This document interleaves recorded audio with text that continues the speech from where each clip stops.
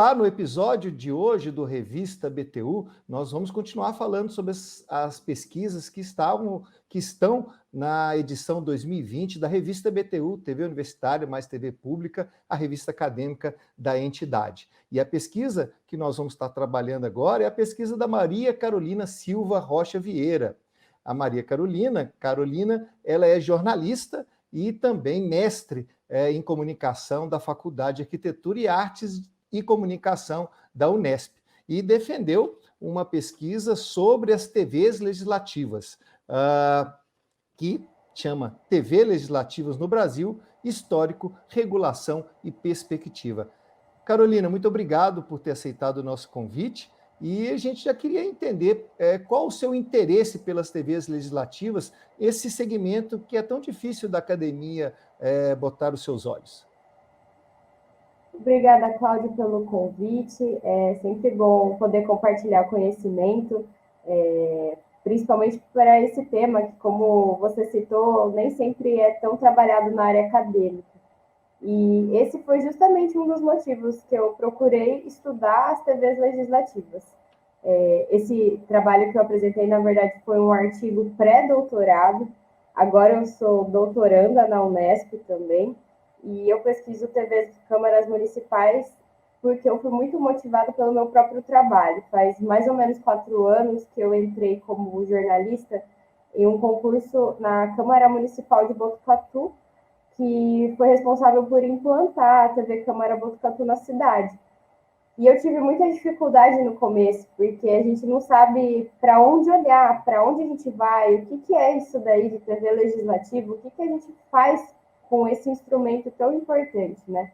E lendo, pesquisando, vendo outras pesquisas, e aí também partindo para o doutorado, isso tem me ajudado muito na minha prática, e eu espero que a minha pesquisa, quando for concluída, e no caminho também, possa ajudar outras pessoas, tanto profissionais, quanto pessoas que assistem às TVs câmaras, a entender a importância desses veículos de comunicação e todo o potencial que eles podem ter na promoção da cidadania e da participação. Carolina, você falou de cidadania. Qual é a necessidade das TVs legislativas dentro desse aspecto? Tá. As TVs legislativas, elas surgem, o embrião delas, né, surge na época da redemocratização do Brasil, porque foi lá, com a Constituição de 1988, que foi previsto a complementariedade do sistema de TVs, de radiodifusão, ficaria dividido, né, o sistema de radiodifusão entre privado, público e estatal. A gente é tão acostumado a ter TV privada que a gente esquece, né, que existem as TVs públicas e as TVs estatais, que são muito importantes, essa divisão, essa pluralidade para democratizar a comunicação. E as TVs legislativas, elas nascem daí um pouco, né, nessa busca por democratizar a comunicação e dar visibilidade, no caso, ao parlamento, numa época que se pretendia melhorar a imagem do parlamento, né? A gente estava saindo de uma ditadura. E você acha que isso está sendo cumprido, que a TV legislativa conseguiu estabelecer esse avanço na comunicação pública? Eu acho que sim. São poucos os trabalhos acadêmicos, mas uma constante e que já está bem definida é a importância na transparência, né? Se cidadania e participação ainda eu quero estudar, a transparência já está bem firme no propósito das TVs legislativas, porque além de você dar visibilidade para o trabalho parlamentar, dar essa transparência, isso fornece as pessoas podem ter um controle social do que o parlamentar está fazendo, é um canal de diálogo, é um canal de aproximação, e basta ver, sempre engraçado pensar que no começo das TVs legislativas sempre há muita resistência, muita crítica, né? Vai ser TV palanque, é a TV do político. Isso acontece no cenário nacional, aconteceu, por exemplo, quando foi a TV Câmara Federal, lá no começo da década de 90, aconteceu na minha cidade também, muita resistência.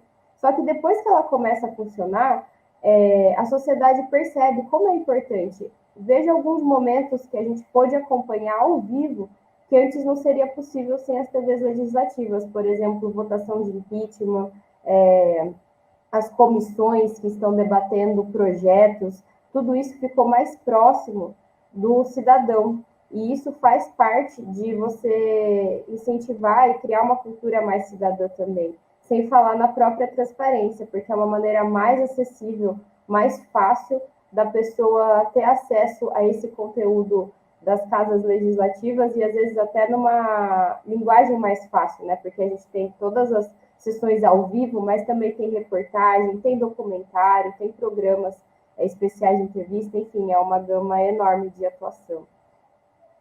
Carolina, deixa eu te contar uma história. Eu trabalhava numa televisão educativa no interior de Minas Gerais e a gente fez um acordo com a Câmara.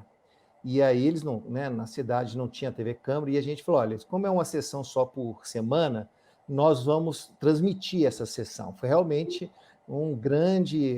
No interior as coisas fazem muito mais diferença, quero até escutar mais a sua experiência aí, porque o vereador é muito mais próximo, as pessoas têm uma carência muito grande de programação local para saber o que a vida está acontecendo.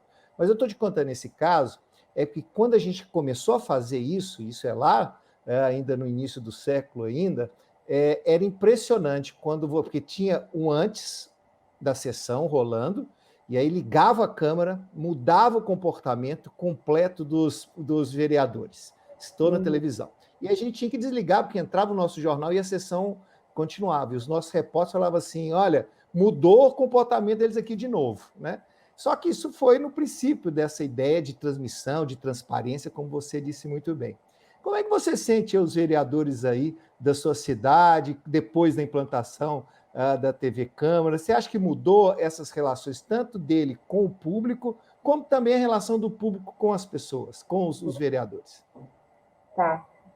Primeiro eu gostaria de citar, eu não vou saber o nome do estudo, nada, mas tem estudos na área de sociologia que falam que depois que as TVs câmaras são implantadas, há uma mudança no comportamento de roupa, no tempo dos discursos, então foi já medido, né? Realmente acontece essa mudança no comportamento do parlamentar depois que as TVs câmaras começam a atuar.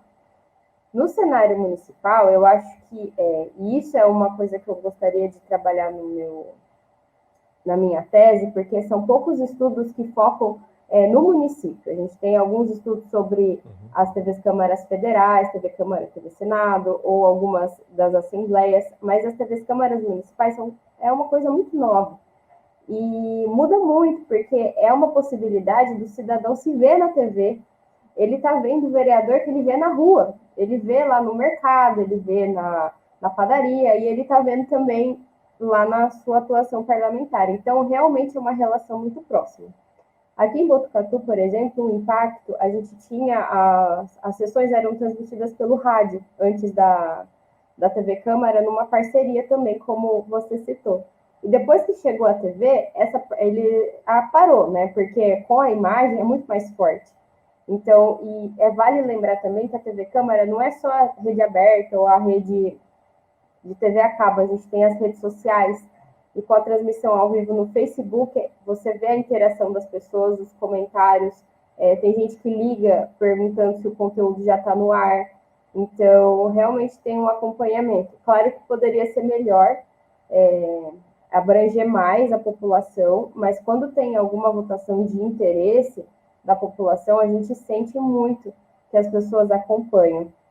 E o parlamentar também, ele está mais preocupado com a imagem dele, com o que ele fala, tem muito parlamentar que aí quer o trecho do que ele falou na tribuna, que a gente manda para o WhatsApp, para ele poder trabalhar também esse conteúdo. Então, sim, tem uma diferença nítida, né? Desculpa, eu não estou te ouvindo. Pera.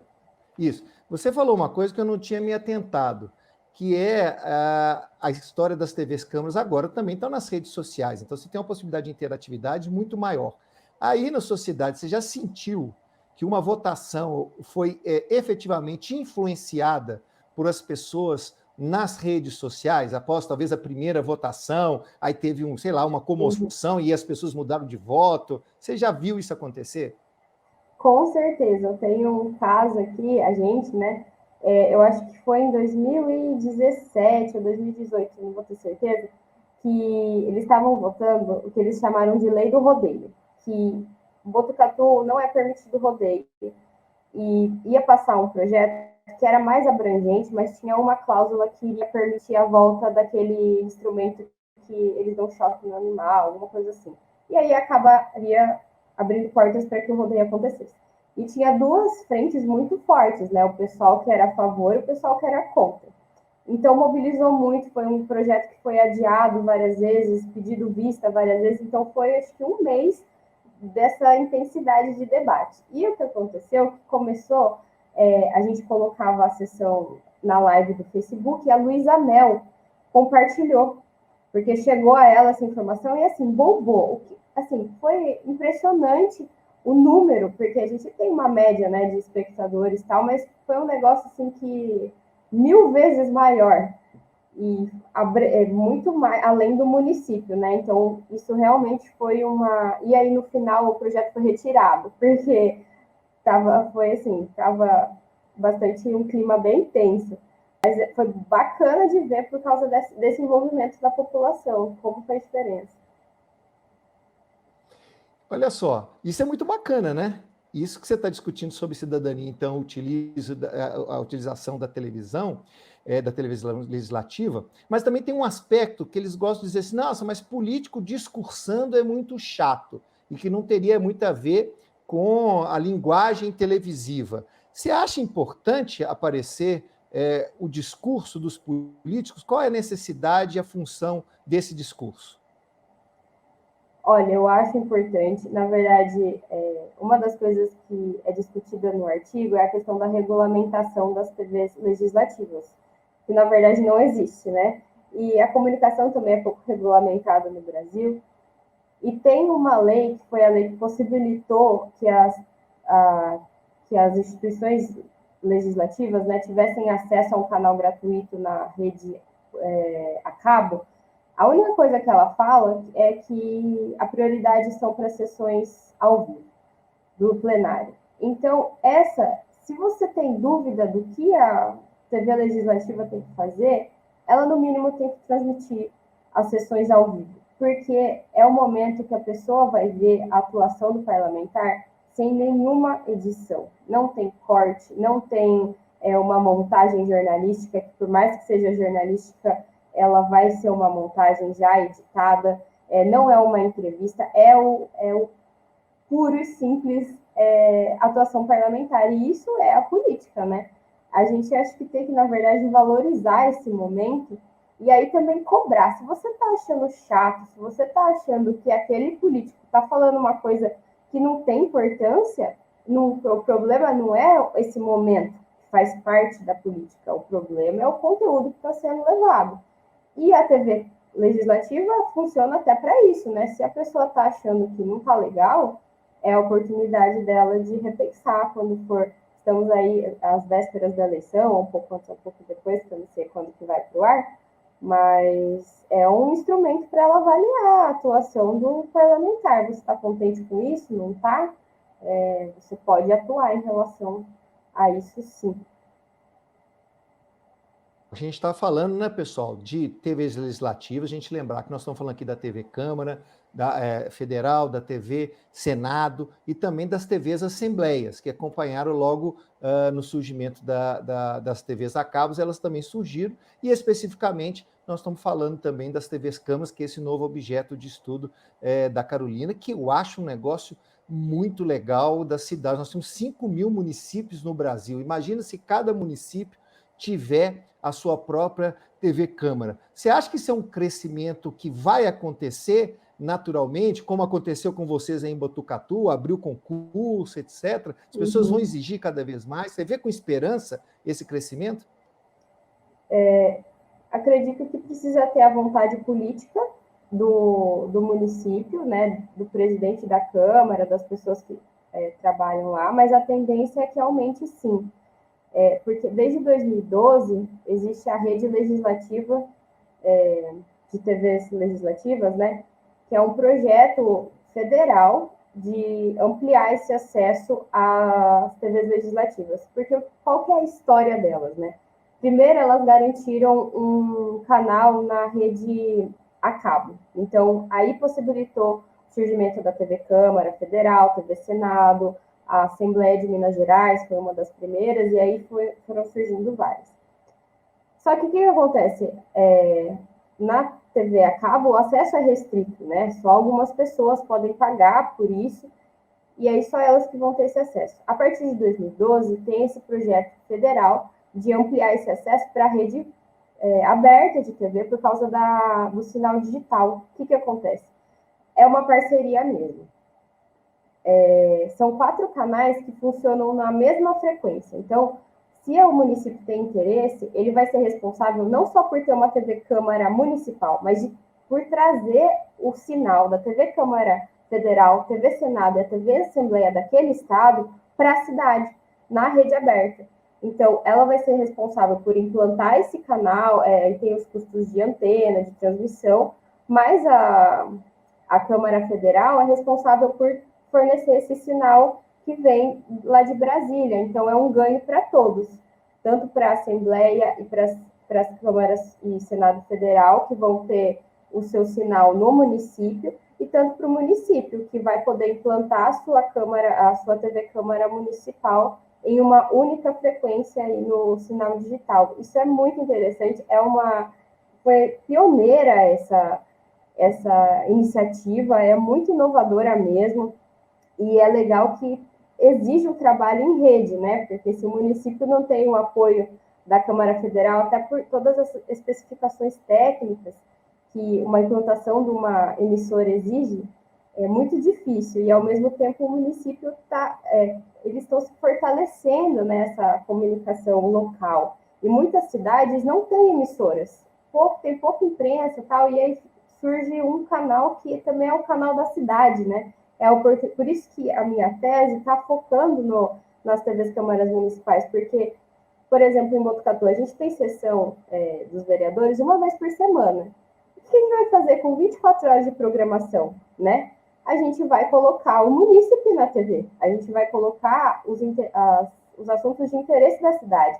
E é por isso que ela incentiva essa cidadania, porque a pessoa é muito mais próxima, né?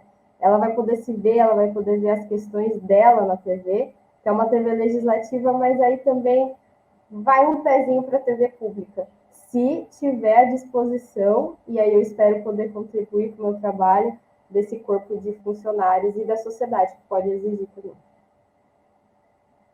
Esse projeto é muito bacana, e outra coisa que é extremamente bacana é o nome da associação das TVs legislativas. Para mim é o nome mais bacana que tem, Astral. Olha que coisa maravilhosa, que nome para as TVs legislativas. E ela tem um papel na formação dessa rede, não é isso? Qual que você acha que é o papel principal que a Astral tem tido para ampliar a importância das TVs legislativas para a vida das pessoas?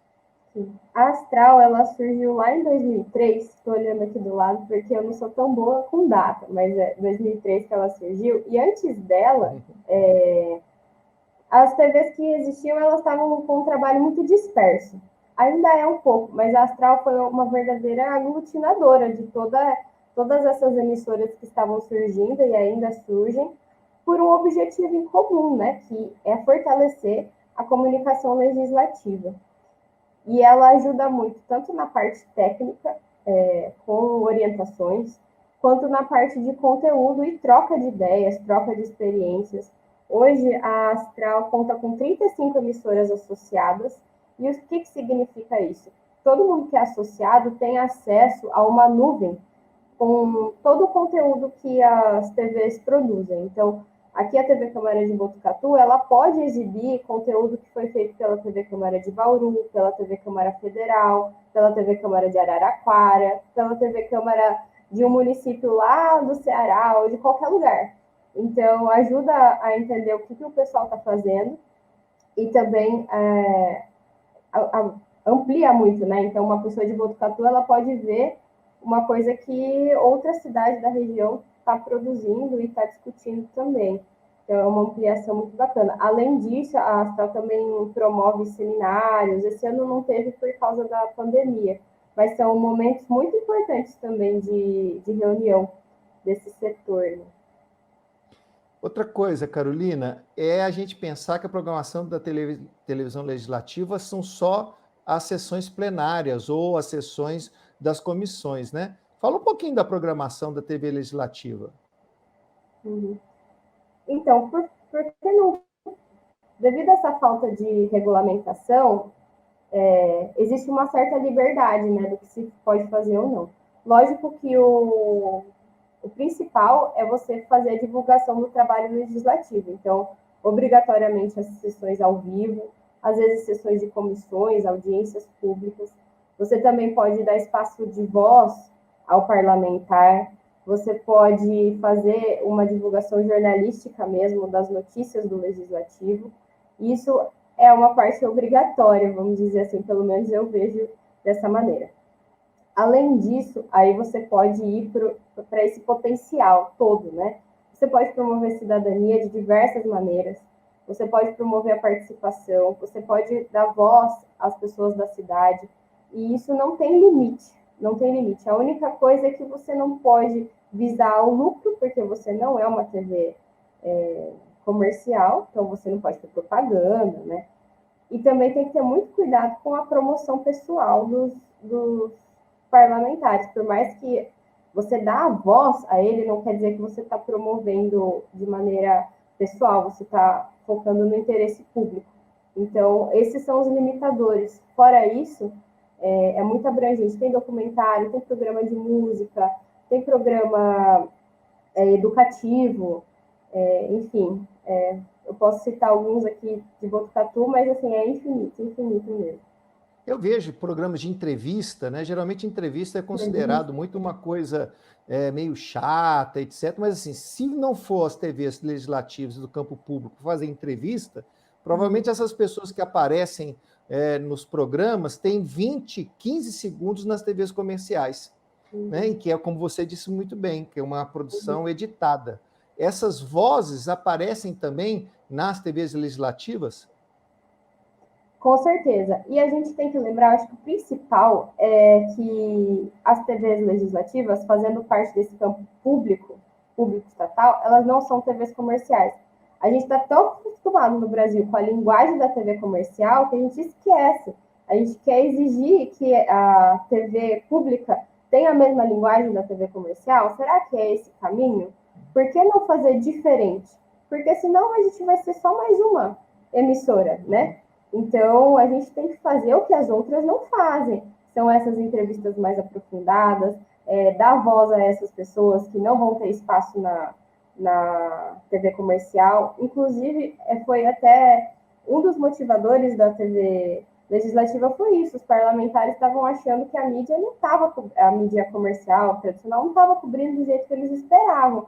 E aí eles pensaram nisso, né? Então, é uma outra forma. Então, vamos dizer assim, a TV comercial ela sempre vai dar voz para o presidente da Câmara. A TV Câmara ela vai dar voz para todos os parlamentares. Então, é uma democratização até dentro do próprio parlamento. É legal a gente pensar essa pluralidade de vozes, sim. E, Caroline, em relação às pressões políticas, como é que é isso dentro das televisões legislativas? Eu não posso responder muito por todas, né? Porque cada lugar tem um cenário, mas eu acredito que a maneira de você lutar contra essas pressões políticas é você profissionalizar. Profissionalizar essa produção da TV Câmara. Então, seja por concurso dos profissionais, seja... porque uma coisa é você...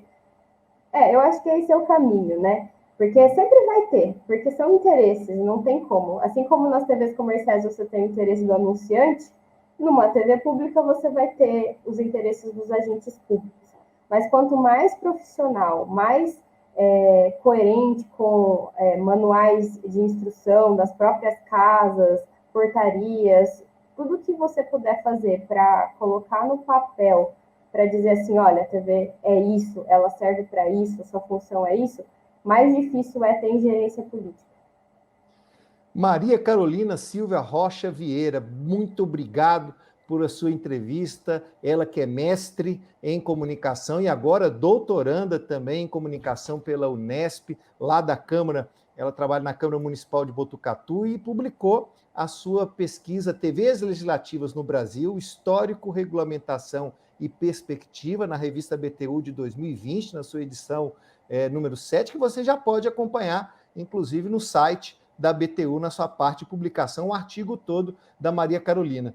E, Carolina, nós queremos o artigo também da sua pesquisa de doutorado. Quando estiver pronto, manda para a gente, quem sabe aí temos aí a continuidade, Carolina 2, o retorno em 2021 na revista. Parabéns pelo seu trabalho, viu? Fico muito feliz de pesquisadoras como você, pensando no campo público, inclusive servindo de exemplos para que outras pessoas e outros grupos também consigam fazer suas TVs públicas na sua cidade, na sua TV local. Muito obrigada. E eu queria deixar só um convite, se alguém tiver interesse de conhecer, né, o que essas TVs legislativas que a gente está falando aqui fazem, é muito fácil, é só entrar no YouTube, provavelmente a da sua cidade ou do seu estado vai estar lá, então é uma forma de você conhecer esse trabalho todo. E se não tiver TV local, pressione a Câmara para que ela possa fazer a sua TV Câmara na sua cidade, né? Exatamente. E às vezes, assim, nem que se não tem TV, pede para uma sessão ao vivo no Facebook, e é muito mais acessível financeiramente, às vezes cidade pequenininha, né? Mas, de qualquer forma, a transparência é fundamental. Muito obrigado, Carolina. Obrigada a vocês. Gente, o episódio do Revista BTU vai ficando por aqui. E em breve, outro programa para que você possa estar acompanhando esse belo universo das televisões universitárias e das TVs públicas no Brasil. Até lá!